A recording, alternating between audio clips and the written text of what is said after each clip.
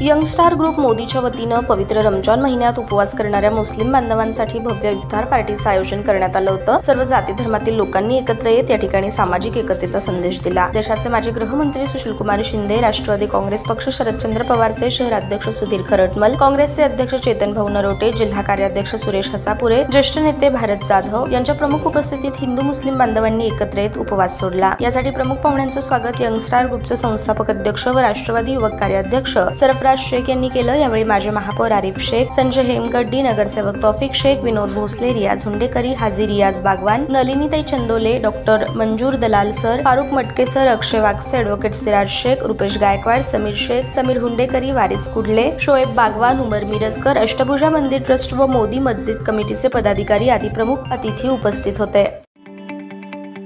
ताज्या बातम्या पाहण्यासाठी प्राईम महाराष्ट्र न्यूज चॅनलला सबस्क्राईब करा।